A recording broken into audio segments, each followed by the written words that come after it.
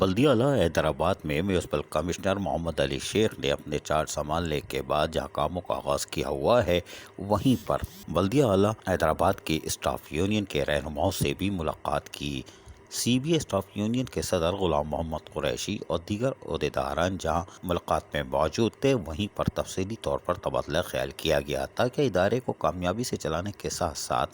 ملازمین کے مفادات کا بھی تحفظ کیا جائے۔ اس موقع per staff union C B اے نے حکومتی احکامات کے باوجود باہر سے آنے والے افسران کو فوری طور پر واپس بھیجنے اور ان کے اضافی بوجھ کو فوری طور پر ختم کرنے کے لیے کہا، جبکہ بلدیہ اعلیٰ حیدرآباد کے ملازمین، ریٹائر ملازمین اور مشینریوں کے حوالے سے بھی تبادلہ خیال کیا گیا۔ اس موقع پر میونسپل کمشنر محمد علی شیخ نے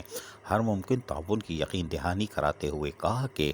وہ محنت کشوں کے مفادات کا تحفظ کریں گے اور بلدیہ اعلیٰ حیدرآباد کی اسٹاف یونین کے ساتھ مل کر یقینی طور پر وہ شہریوں کو بھی تمام تر بلدیاتی سہولیات کی فراہمی کو ہر ممکن یقینی بنائیں گے۔ ان کا کہنا تھا کہ ماضی میں بھی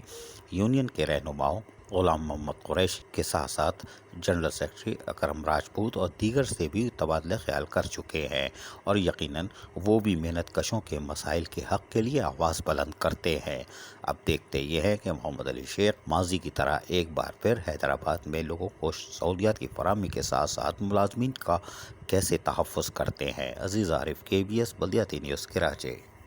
ایسی ہی خوبصورت ویڈیوز فیوچر میں حاصل کرنے کے لیے ریڈ بٹن پر کلک کر کے اور بیل آئیکن کو پریس کر کے ہم سب کے سبسکرائبر بننا مت بھولیے۔